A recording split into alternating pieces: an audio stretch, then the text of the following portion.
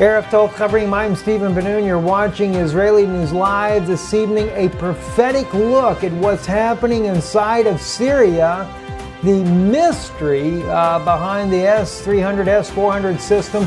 Why didn't it work? Why didn't it take out the Tomahawk missiles? And yet again, Russia claiming they did not even engage the Tomahawk missiles. And some reports coming out of Russia, others saying that the S-300 system, S-400 system couldn't take down the Tomahawk missiles. And yet at the same time, Russia is questioning the United States' effectiveness, stating that only 23 of the Tomahawk cruise missiles actually hit the target there, and questioning what happened to the rest of the Tomahawk missiles that were fired. That's something very unusual, because in all the other engagements the United States has done in a war combat such as Iraq, etc., there is well over a 95% success rate in those Tomahawk missiles going in and hitting their targets. It's very unusual for one of those missiles not to make its target. Now, the United States did admit that one of the missiles did not reach the target, but yet we're getting conflicting reports that only 23 made their target.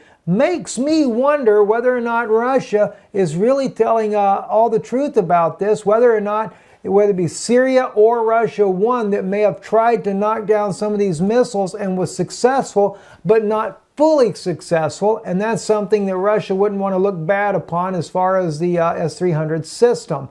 That's just kind of a take I have on that. But we're going to be looking at something prophetic here, something I shared with you guys months and months ago about the S-300 system, and whether or not was it prophetically spoken of in the Bible. And I shared that with you that it is in the book of Zephaniah.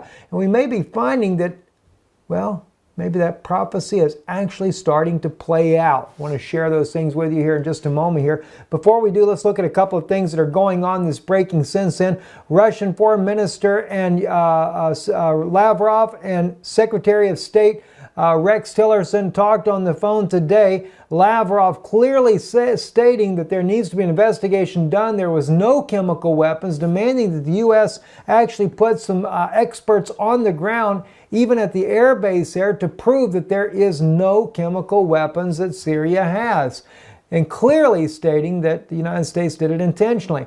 Now, don't forget, we actually shared with you guys, even before the chemical attack that happened on the 4th of April, but on the 3rd of April, we were telling you here on Israeli News Live, the United States was getting ready to strike Syria. Now, I've been thinking it was going to be Damascus.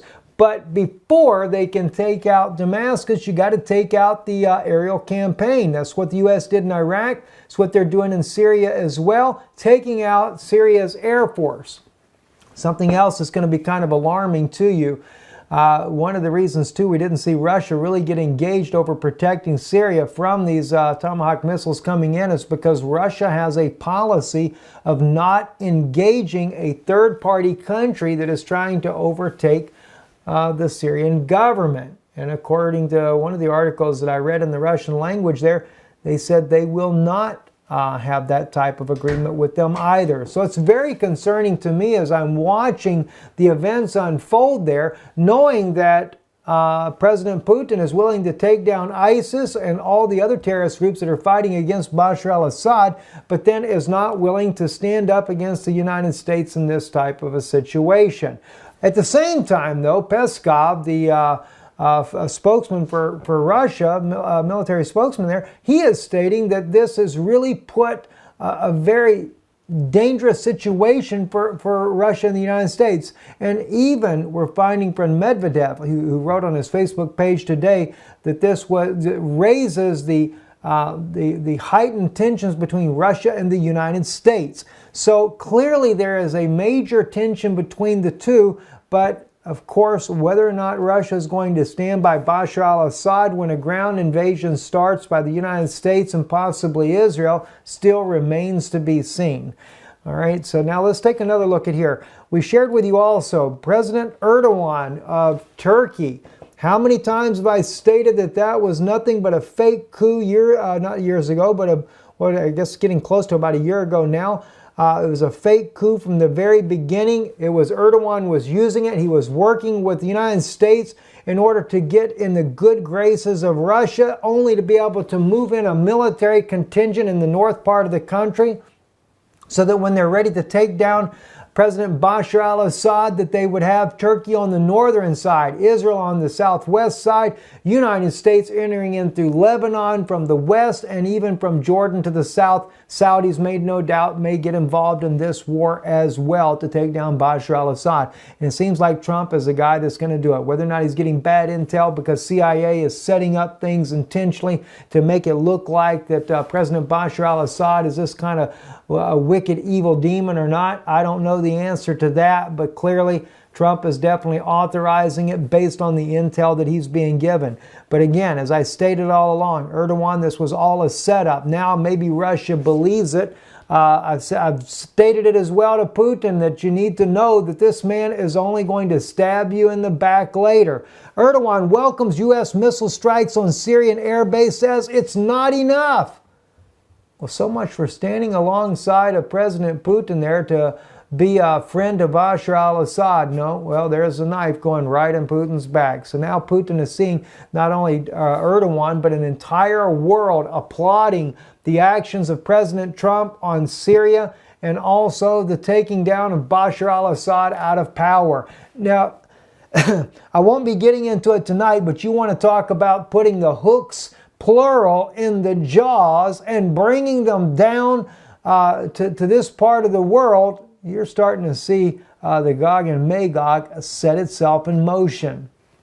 But that's not the prophecy we're going to be looking at tonight.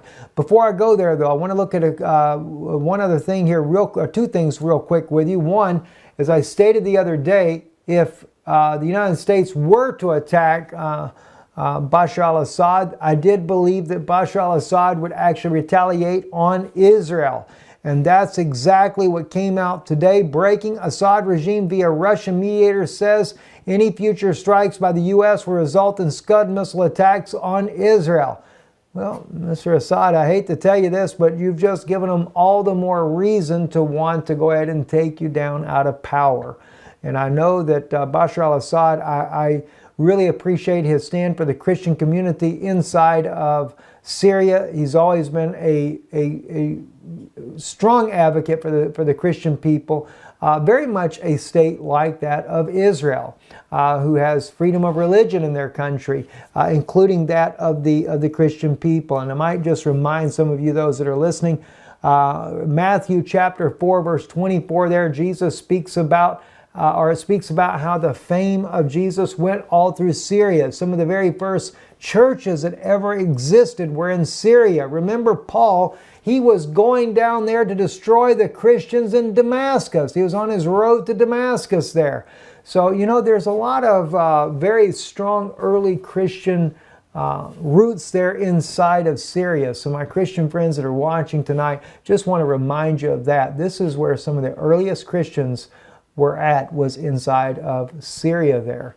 So it's very, very sad indeed to see the things that are happening. But let's take a quick look now. Well, before I go into Zephaniah, let's quickly look over here. This is a Russian language article here from svpressa.ru.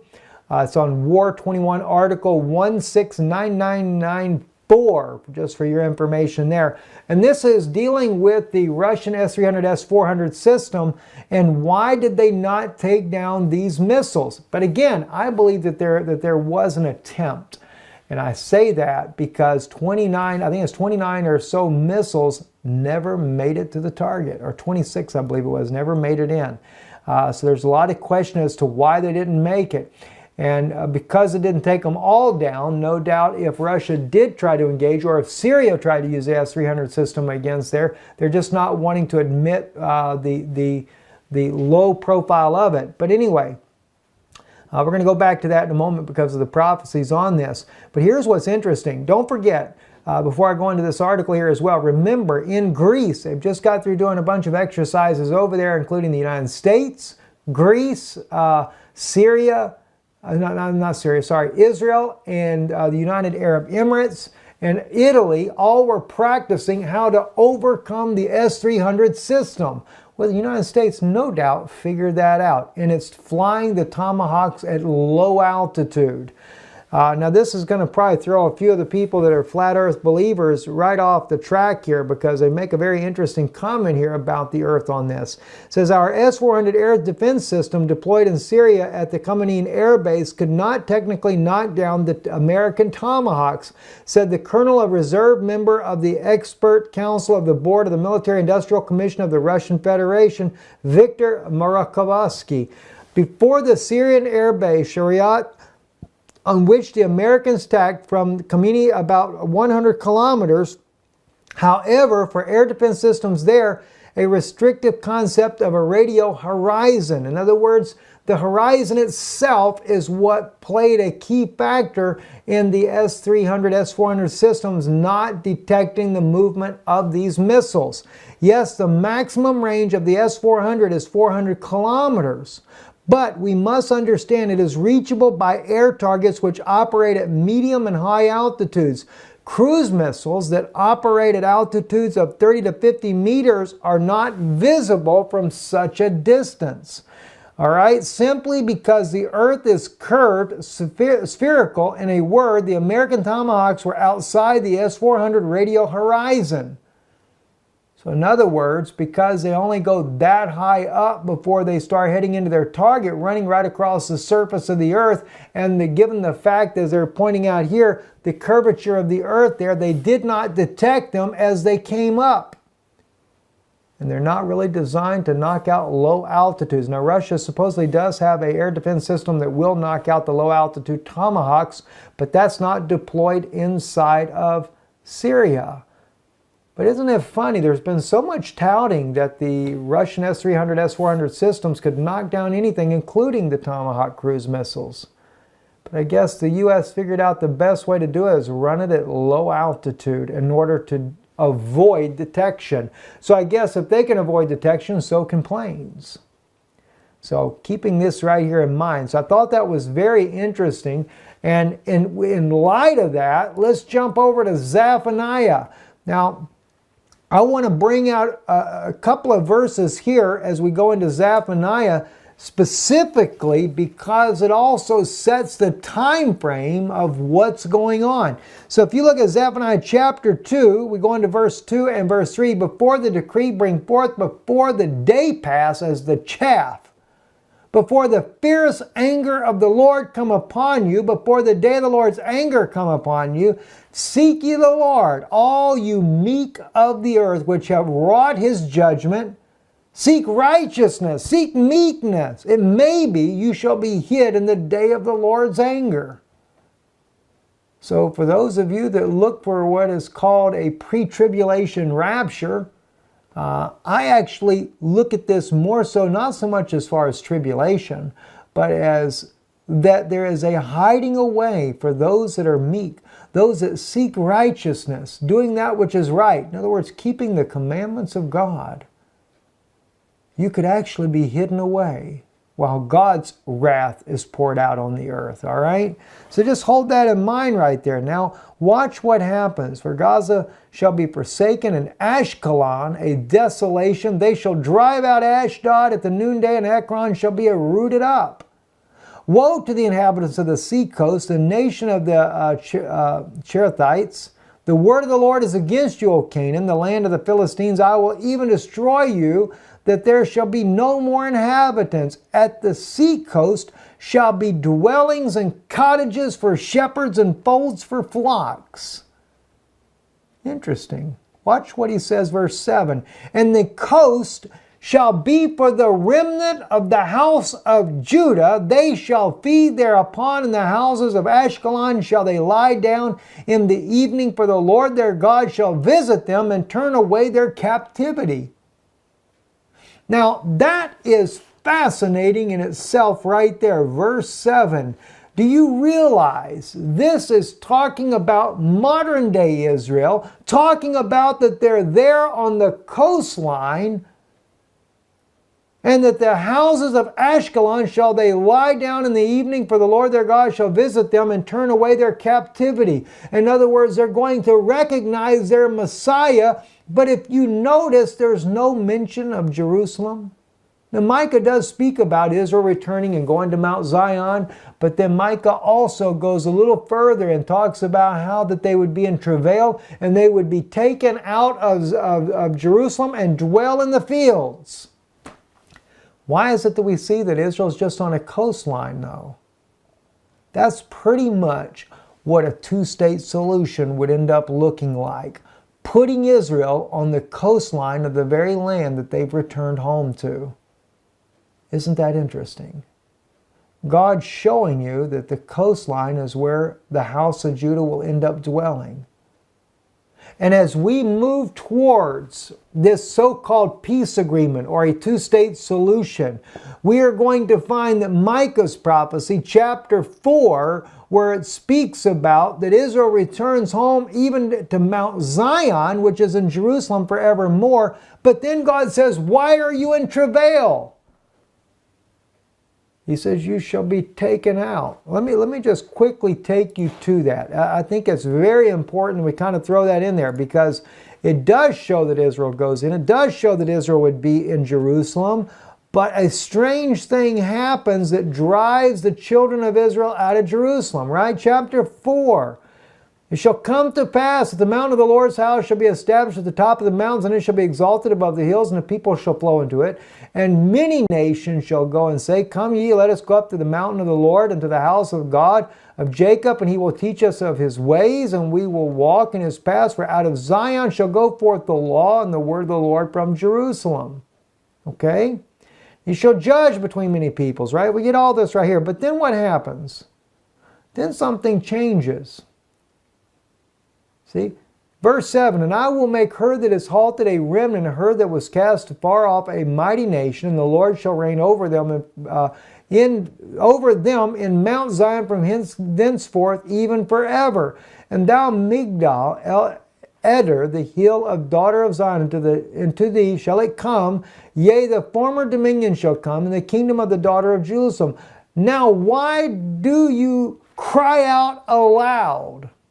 Is there no king in thee? Is thy counselor perished? Pains have taken hold of you as a woman in travail.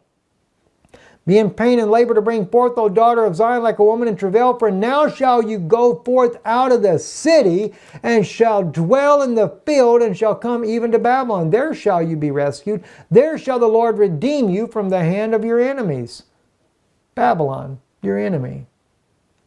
And now many nations are assembled against you that say, let her be defiled, and let our eye gaze upon Zion. But they know not the thoughts of the Lord, neither understand his counsel. For he hath gathered them as the sheaves to the threshing floor.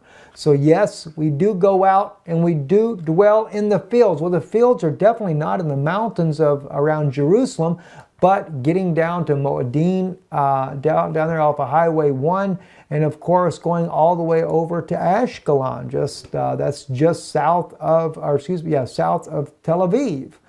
All right, so again, putting us all in the coastal plains. That's exactly what the two-state solution was going to do. Make Jerusalem an international city. The West Bank would be totally under Palestinian control, and that leaves only coastlines other than down by the Sinai Peninsula for the house of Judah. Interesting, isn't it? So, here's what gets more interesting though. Let's drop all the way down now to verse 12, because it's all setting up a time frame. Yea, Ethiopians also, you shall be slain by the sword. Ethiopians are going through a pretty hard time right now, all over because Rome wants the oil, right? And he will stretch out his hand against the north and destroy Assyria, and he will make Nineveh a desolation dry like a wilderness. And the flock shall lie down in the midst of her, and the beasts of the nations, both the cormorant and the bitter, shall lodge in the upper lintels of it, and their voice shall sing in the windows. Desolation shall be in the thresholds, for he shall uncover the cedar work. All right? Notice though, Nineveh, by the way, is right there in the ancient city of Mosul. The ancient city of Nineveh is in Mosul, which is northwest Iraq. Assyria, the ancient country of Assyria, literally encompasses northwest Iraq, and all of modern-day Syria.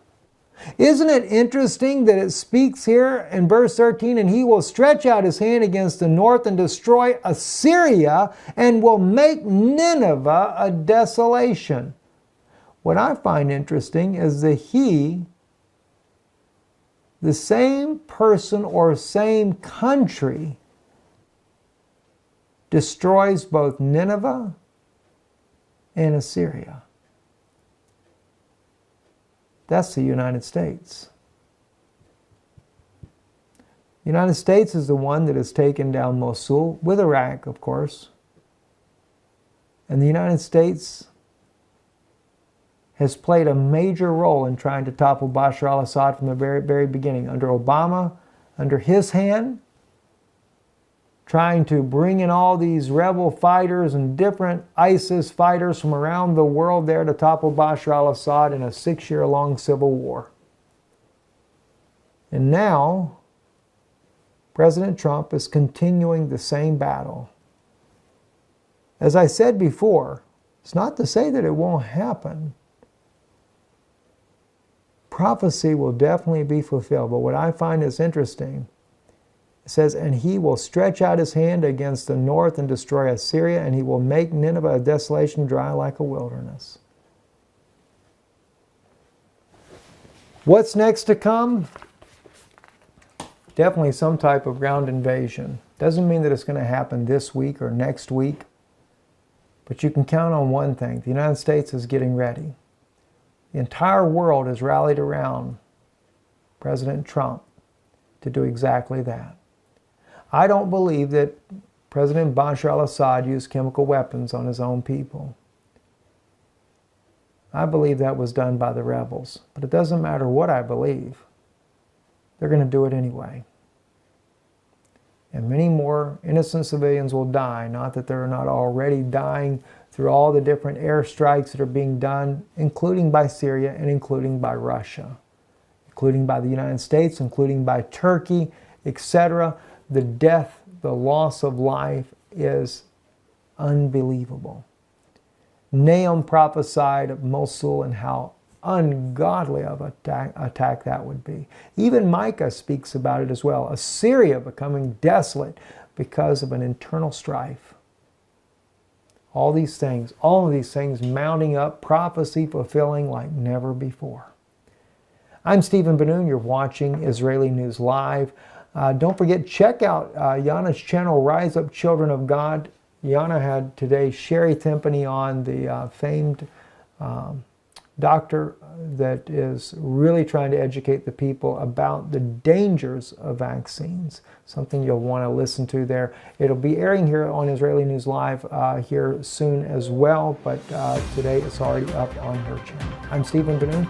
You're watching Israeli News Live. We'll leave a link in the description below so you can check out that interview. Shalom.